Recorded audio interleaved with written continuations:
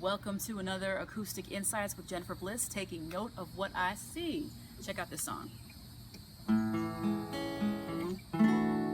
I see trees of green, red roses too.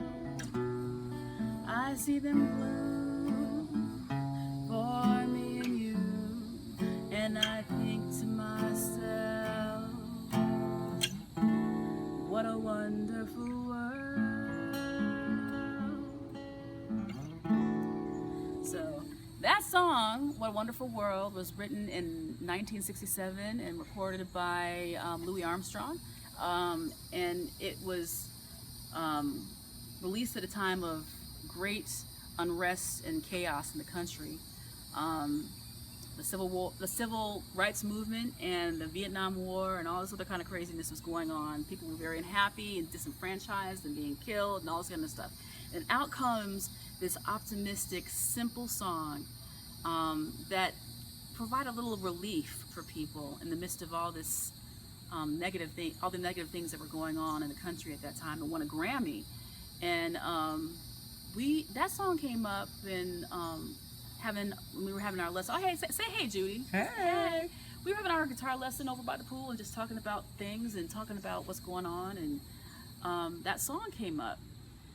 And I like the way that song balances my mind and my spirit when there's so many awful things that are going on. It's a song about reflection and hope. So I want to have reflection and hope this week, especially with all the chaos that's going on. So I think about the Orlando massacre, when all these gay people were murdered by some crazy fanatical guy, and they're targeted for a lot of different things. And it's just sad and depressing. But then I also think to myself about how many people are reaching out to that community in love and non-judgment this week as well. And that there are people that are actually trying to build bridges instead of building walls. Which leads me to another thing. I think about this crazy presidential race with Hillary Clinton and Donald Trump. And Donald Trump being so crazy and extra and out there, you can't have this man as your president.